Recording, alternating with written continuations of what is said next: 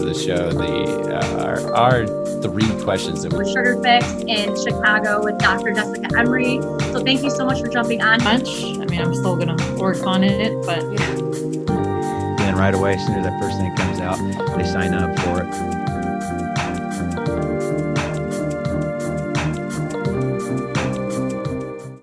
Hello and welcome to Dental Tech Chat. I am your host, Allie, and I am so honored to have Michelle Strange here, our registered dental hygienist, as my guest. She brings 20 years of experience to her numerous roles in dentistry, and currently Michelle is a co-founder and the co-host of A Tale of Two Dental Hygienists podcast. If you haven't already seen her or heard her name, she has been on this podcast since 2015 and has been ranked #1 in the podcast for over 2 years in a row now. So thank you so much for being on Dental Tech Chat with us today. I'm so glad to have you here. No, thank you. I am very excited to be on here. I love dental tech, so this is fantastic. Yeah, and I just saw all of your amazing content, and I know that you and Andrew get to use a lot of different technologies, and I know with you volunteering at so many different offices and clinics, it's just so great to hear your advice, and I really know our listeners are really going to appreciate it. So thank you for being on here. Oh, no, I'm excited. Thanks. You're so welcome.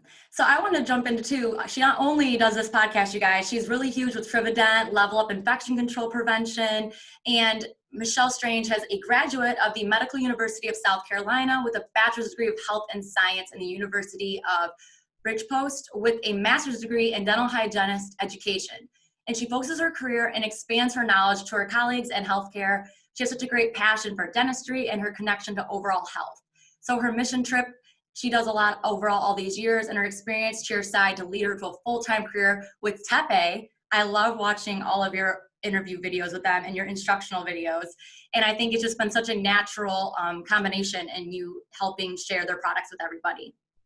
Well, thanks. Yeah. I mean, it's very interesting to see where I started and where I'm at now.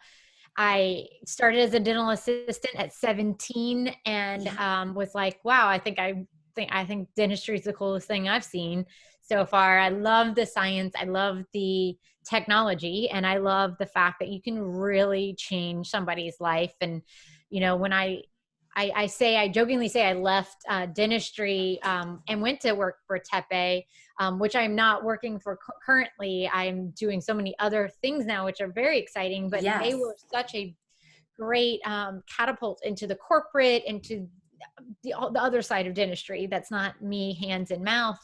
But I only did that for like a year without being in somebody's mouth all the time. I truly missed dental hygiene. I truly missed making people healthier. And so it was so great that Tepe let me go back one day a week. And I found this wonderful outreach program where I was volunteering, which was so perfect because they were like, we're just happy you're here. And I'm like, I'm actually at ADA conference next week. And they're like, we'll see you when you get back. No problem. So it was beautiful. And now I am temping and working with, teledentistry, the infection control, the podcast, speaking, all the stuff. And I'm so grateful for the variety that I get to explore and all the fun things I get to learn and teach others about. I think that is so amazing. And like you said, I think you are just so universally, and you're so flexible, and you're so helpful to the community and really connecting everybody. And I just think it's so great that you just go above and beyond in learning and keep wanting to share your knowledge with everybody in all like the dental community. Yeah. And I just think your podcast has really been truly a great tool for so many dentists. And I'm just so glad to have you here on our podcast to also give some of our dentists some very good insight to technology and pieces of equipment you use in your everyday practice where you're working. And I think just having those connections has been so wonderful for you. And I'm just so grateful to have you here as well. Thanks. Yeah. Yeah. So besides just your passion for dentistry, I just want to know like a little tidbit before jumping into our conversation on technology. I saw you have a dog, and like what other activities have you been kind of like into and hobby wise, like during, the busy season of, I understand like you've had all the infection control, like you said, you're getting into teledentistry. Is there any other like hobbies and things like fun facts you'd share with us? I hate to say that I don't have much, I'm such a dental nerd. Like it consumes my hobbies. It consumes so much of my life, but I love it. Like I wouldn't trade any of it, but I do have a dog. I have a cat and a new kitten that I got during quarantine because I just felt like my life wasn't insane enough. And so that kitten's definitely been, creating some havoc in this household. But I paddleboard, you know, I'm in South Carolina on the beach in Charleston. So I love to paddle. I love to be out on the water. I love to, you know, drink wine with my friends and hang out. Yes, great activities. Beautiful aspects of Charleston. But honestly, travel has been a huge thing for me. I would almost call that a hobby. I get to, I have, well, before coronavirus, I traveled for work, but you know, I have friends all over the world. Like last year was in Australia, and my friend just moved to Cambodia, and I want to go with her. And so I get to see some amazing things in this world. And I think that honestly is a true hobby of mine, is like, where can I go? What kind of culture can I experience? How can I immerse myself? Which is why I do a lot of mission trips. And when I do my mission trips, I usually try to stay afterwards. And so I get to serve and work alongside a lot of amazing people that are in that country. And I meet these translators that are fascinating. And then they take me out to places that, like, where they're from and what they're doing. And they become, you know, like friends. And I think that's so big for me. It's super important to have in my life. Yeah, the traveling aspect, like you're saying, I know coronavirus has definitely put a still, but it's got to be so fun. I mean, like you said, you get to go to all these different mission trips, and really so amazing that you get to help serve and kind of enjoy these beautiful areas in the world, and get to go sightsee and probably do some different activities that you don't always get to do in other climates. Exactly. So that's got to be so amazing. Yes. Oh, beautiful. I've seen some of your pictures online, like on your Instagram and on your website, and it's just so cool. Like some of the just like beautiful oceans and like the water. Oh, gorgeous. I know, right? Breathtaking. I miss it. 2020 has been a real downer for that. But I'm ready. For everybody. Yeah, I miss even like connecting, and like I would have loved to even saw like some, like you're speaking, you know, like when you and Andrew go certain places, and the Voices of Dentistry. I was so looking forward to seeing you guys there, and I was like, oh, that got canceled. I know. It'll be back around. 2021 is going to be different. Yes. We'll have to get through it. Yeah, we will. Awesome. I would like to see, for our diamond in the rough question, I know you're a dental hygienist, but I would love to ask you kind of like, what product do you use in the practice a lot that's been a big advantage for you, and it really helps like save time in that aspect? So my favorite thing that I'm actually currently not able to use, because it's an aerosol generating procedure, and I am, being the infection control nerd I am, following the CDC guidelines very closely. And it's just not something that I feel like I can use at the moment, but airflow, which is a erythritol powder water streaming air device that is meant for biofilm removal. And so my practice as a hygienist, I have moved away from scaling teeth. I mean, of course, I'm going to scale teeth. That's just how the nature of the beast. I'm not going to eradicate calculus development tomorrow, but ultimately the beast that I fight as a hygienist is biofilm, and scalers and ultrasonics. They weren't meant only for biofilm, you know, they were meant for that hard deposit. So if I'm really trying to aim to get my patients healthy and decrease the amount of biofilm that is in their mouth, my tool of choice is not going to be a scaler. It's going to be something like airflow that has the erythritol powder, and it has changed so much. I've been using it for a few years. I was a big sodium bicarbonate air powder person. Like that has been my whole career. Every person got Prophyjet, Cavitron, hand scaled. And now I've kind of switched it up, and I'm using, you know, the airflow, ultrasonic if needed, and then pick up the hand scaler. But my big goal is educate. How can a patient maintain that biofilm between appointments? I put oral hygiene instructions at the top of the appointment, and then just aim for the biofilm with the airflow. It's fantastic. And the fact that this has happened and I can't use that, it has just solidified how important it is, because this hand scaling, hand polishing crap sucks. I'm not going to lie. I was going to say, your hands are probably cramping up, you know, and it's like so much repetition, and it's just like no additional pressure behind it, right? So it's just like, woo. Yeah, and what was not the a big name? Fan. Not a big fan, I bet not. And I'm sure it's all day, you know, like you said, you're not going to have any, just over.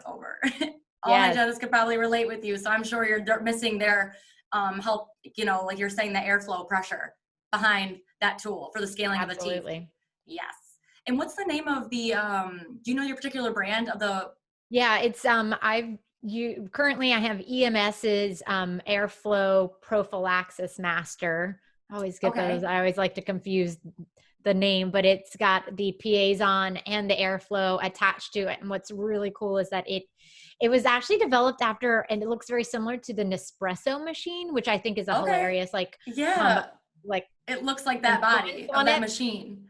But it has a little container that goes in and just like, and it like lifts it up and it Yeah. suctions it and it puts it, but it also warms the water, which is from an infection control standpoint. As a perio hygienist 10 years ago, I had warmers on my unit. So patients, my perio patients with all this exposed root surface didn't just like jump out of my chair every time I went and sprayed water in their mouth. I had this beautiful water heater, and then come to find out like this heater was just generating all this bacteria in the lines and all these things. So of course, and being the infection control nerd I am, I was like, we cannot have this.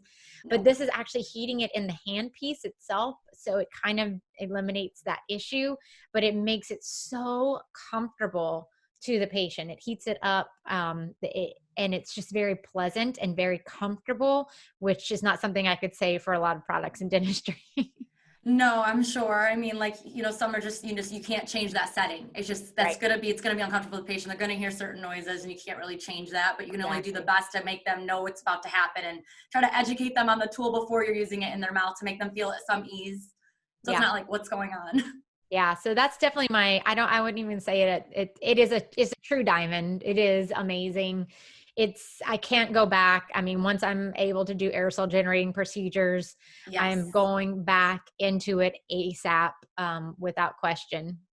Well, that's great. Because I mean, that type of tool is something I know all hygienists and even like dentists, if they need to jump in and use that, it's going to be better than hand scaling, and it probably gets it done way quicker. So the efficiency process is definitely helpful. And again, like you told us, like patient comfort, which will be nice. It comes back to my hands are happier. My patients are happier. I mean, and that's what we're looking ultimately, if I'm aiming to remove biofilm, my goal is to not continue to chase my tail with disease. No. We're just like, it's almost like a whack-a-mole of disease. Like I get this under control and then this pops up over here and it pops up over here and I'm just doing this. And the patient's also going like, what's going on? Like, I don't ever feel like I'm successful because every time I come back in here, you're talking about something else that I have wrong or some work that I need done.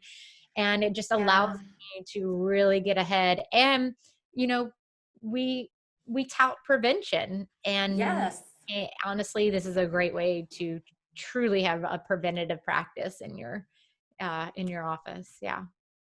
Well, thank you for sharing that tool. And I know that's going to be something I want to put in our link in the bio so other people could also read about that. So once it becomes safe again, once the aerosol restriction gets lifted, which, hoping later on down the road for everybody's sake, that you guys can all get back to using those tools that really make your life easier and makes the patient happy. So absolutely. Yes, absolutely. So this jumps me into the no risk, no reward. So it's going to be something that you use as a tool or that's been a big investment or a piece of technology or anything that you're using that has been actually also a big payoff for you and really helps keep that, again, the efficiency and flow of your day.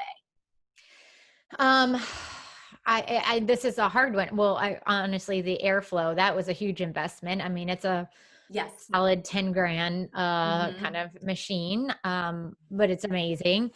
And, it's a real toss up. The things that I could not live without in my day would be, digital x-rays, an intraoral camera, the airflow, and good suctions.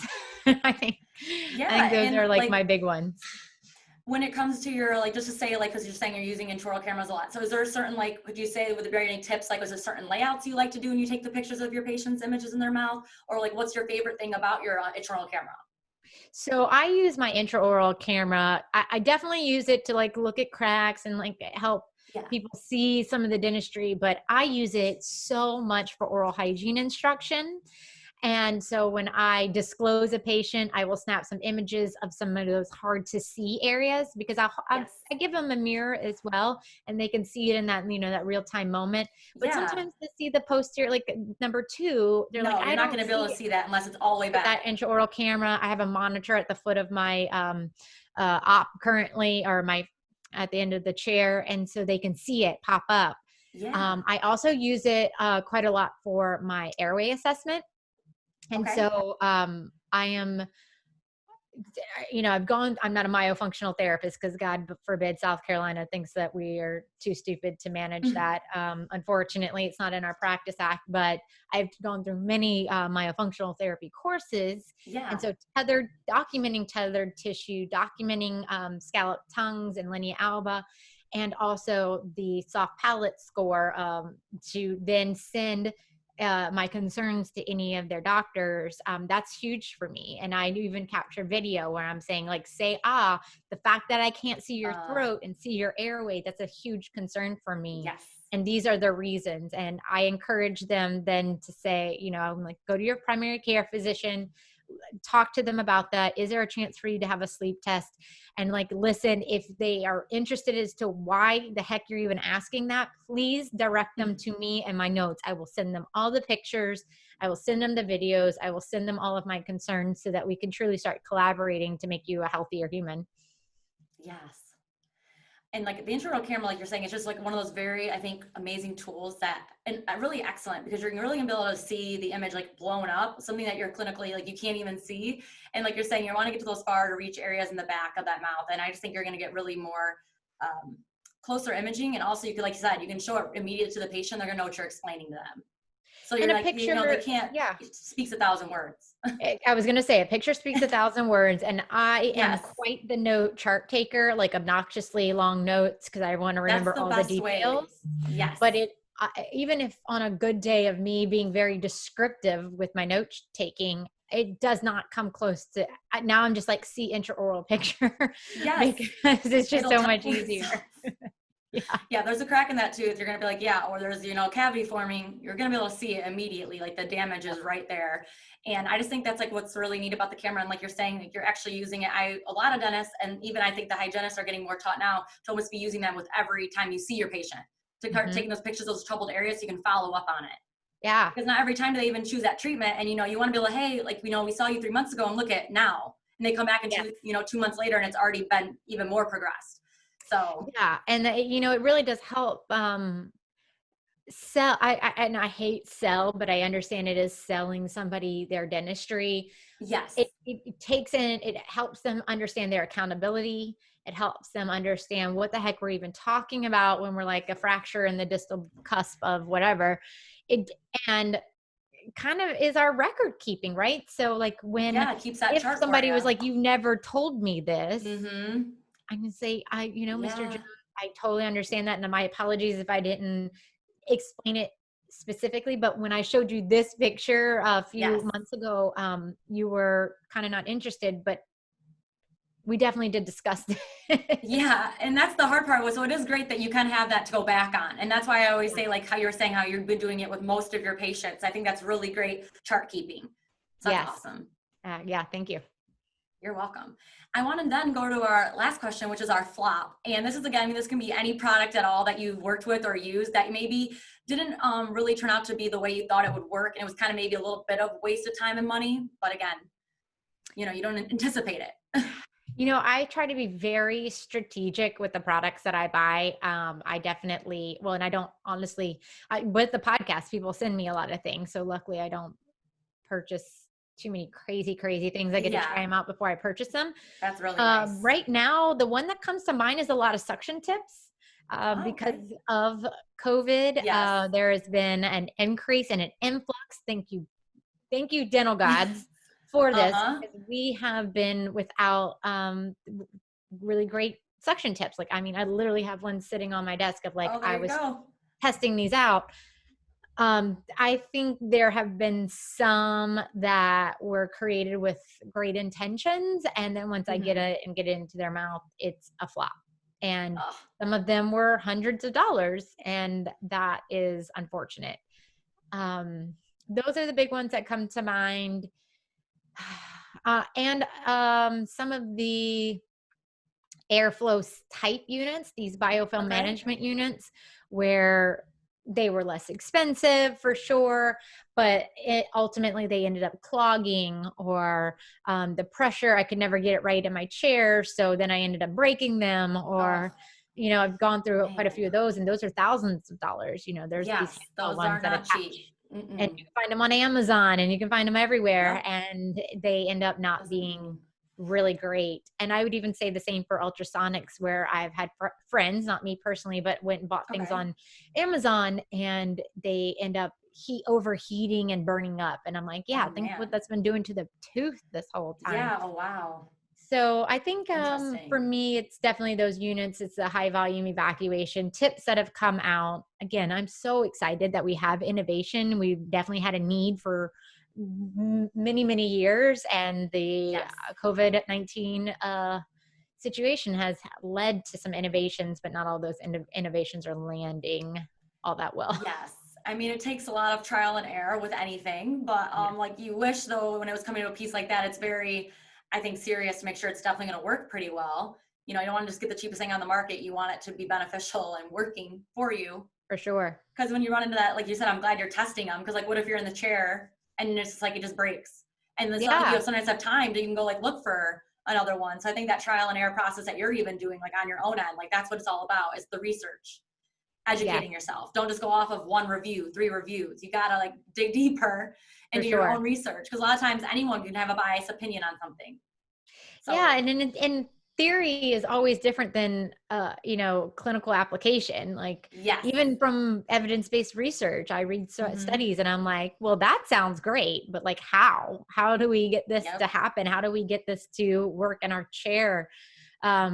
So there's a little bit of a gray area from theory to application where I'm like, we could do it a little bit better. But I think it's been a very interesting year, 2020. We have lots of innovations, and I think we'll see that cleaned up a little bit as we all start testing it a little more and go, okay, like this was working, or why did this get so much like hype, right? Cheering for this particular product? Because like it doesn't really work that well. So, but we'll just have to do our due diligence and, you know, like you said, read more than 1 review, go look at the studies, go get your anecdotal, you know, cases or research from your colleagues, but also look at the evidence, look at the product reviews. There's just so many avenues that you need to go down to confirm that some of these products are going to work for you. Yeah, and that's like the biggest thing. I think some people just get caught up in the reviews, they get caught up in the hype, and that's the big thing right now. I think you said it's going to really, COVID's been testing the innovation, which I think is great, but it's also got to be like, make sure you do your research and get the right product. Yeah. So when whatever works for you and your practice might not work for me, my practice, my patient There's different population. things for everybody. Yeah, exactly. When it comes to like when you were trying out the suction pieces, is there one that you particularly would say like you would definitely recommend, like just for like a, you know, tip for our listeners that you'd say, hey, if you're looking for one, I would definitely just suggest this. Yeah, you've been trying some out, so that'd be awesome to hear. If I could call back to our Instagram TV over a Tale of Two Hygienists, I have a 3-part series where I tested probably 14 different suctions, and all those videos are on there. You know, I also want to just give the caveat that your suction tips are only going to work as well as your vacuum system. And you really need to do your due diligence to make sure that you have the vacuum to actually pull because I'll tell you, like in those videos, I was the only practitioner in that office running high volume evacuation. I might have felt very different about a lot of those products if all 4 rooms had high volume going at the same time, because my vacuum system, I don't think would keep up. It's older, even though it's been maintained as far as like using your suction enzymatic cleaner and stuff. It's older and it might just not be able to have the pull that we want. So I would strongly suggest, take all those videos as a grain of salt, like from an ergonomic standpoint, from an, you know, ease of use standpoint. definitely look at it like that, but then go one step farther and look at your suction units and your vacuums. That is really great advice. Like, I think that's definitely, I'm going to have your link there for everybody. Thank so you. they can go check out those videos at your guys' Instagram TV, IGTV.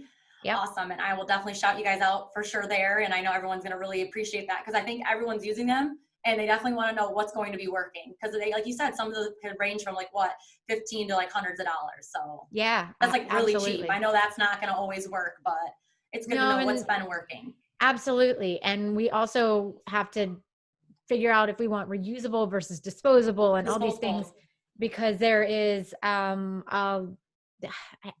as much as I'm like, oh, disposable, there's this environmental factor. And as much as I'm like, yay, reusable, there is, are we making sure everybody knows how to clean it? Is it time consuming to clean it?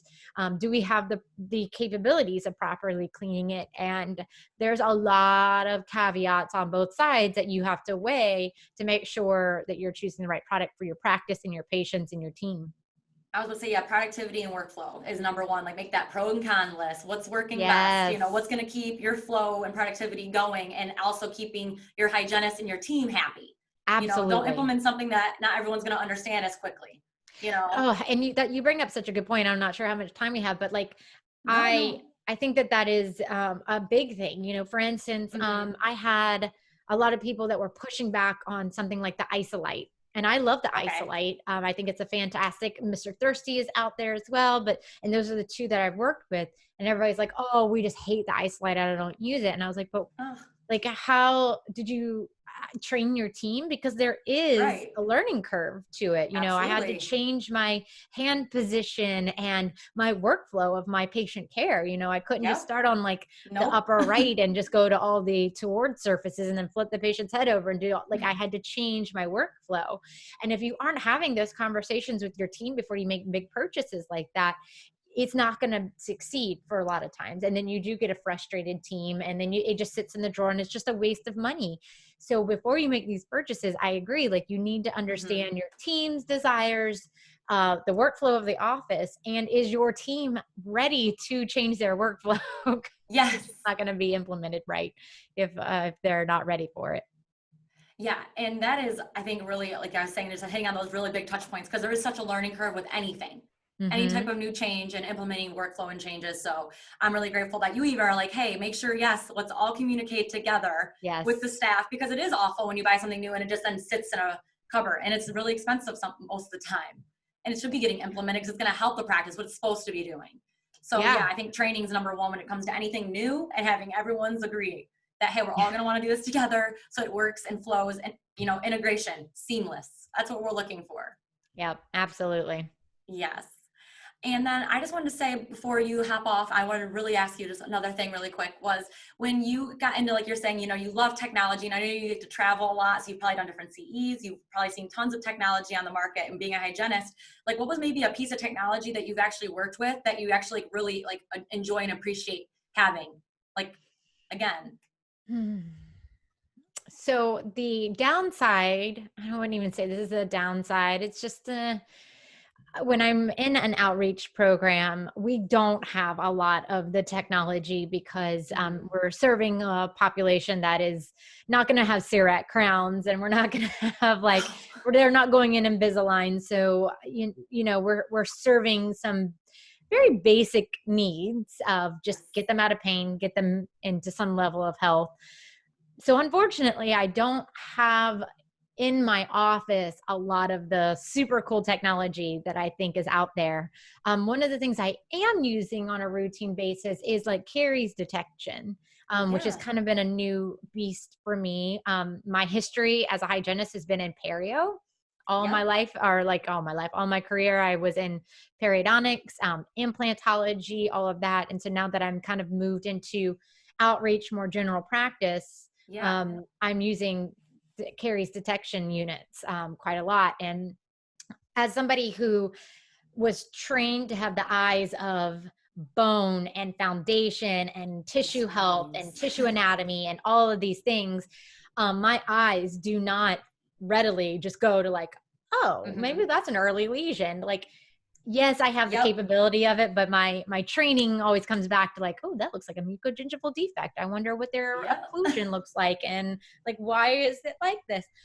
And now I'm like, oh, look at the occlusal of that tooth. That looks interesting. But because I Yes. don't have enough experience in my under my belt, I use a caries detection unit that will give me information, which I find amazing, because not Yes. only is it empowering me to learn, I'm like, okay, those are some things like I didn't think that was going to be as bad, and it's showing up pretty nasty on this detection unit.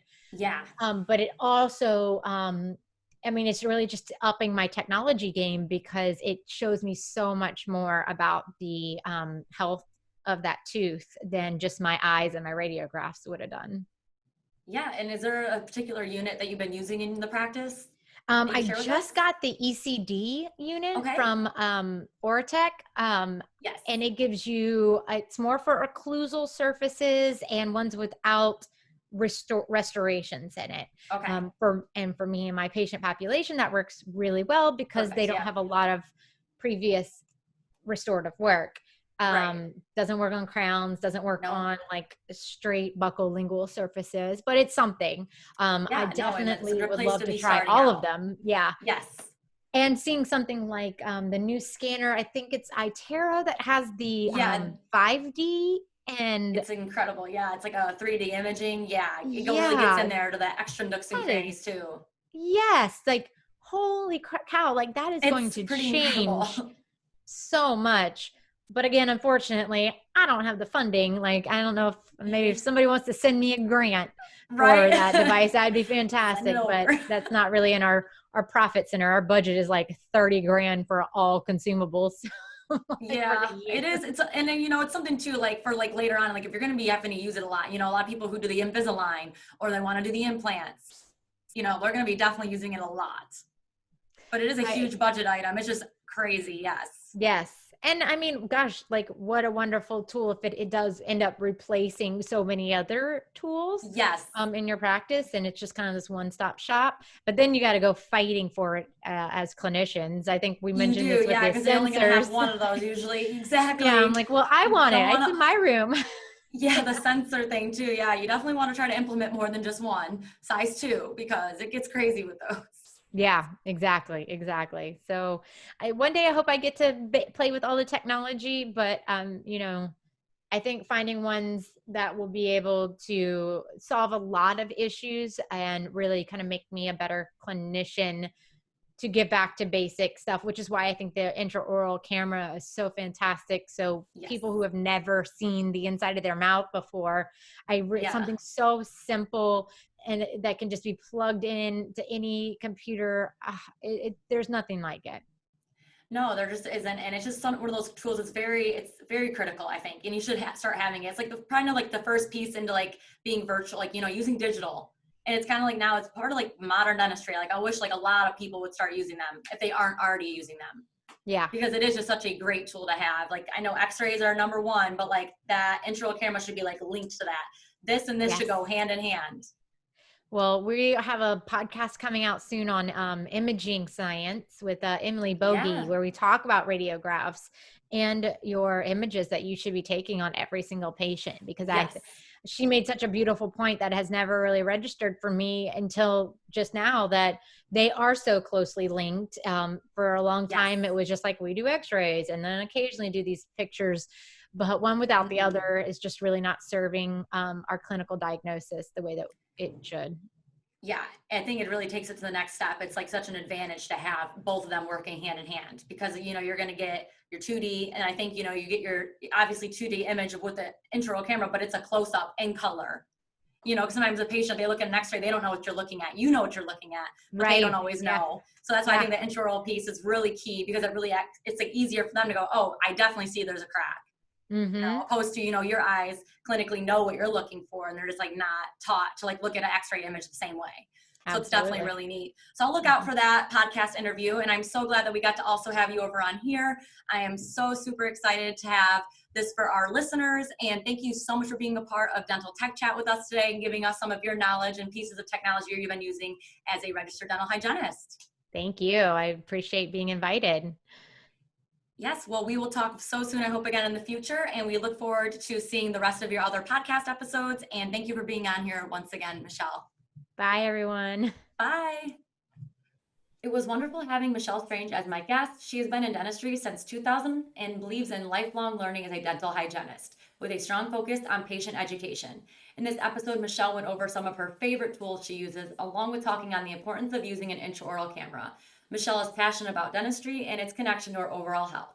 I hope you all enjoyed this podcast episode. I encourage you to go check out atale2hygienist.com. If you haven't already heard of the podcast, you should go give it a listen. Michelle and Andrew talk on all things dentistry, and check them out on social media at Tale2 Dental Hygienist. If you'd like to reach out to Michelle Strange, you can go visit her on her website, michellestrangeRDH.com. Thank you all for listening to Dental Tech Chat. If you'd like to see more videos like this one, please like and subscribe. Thank you guys for watching.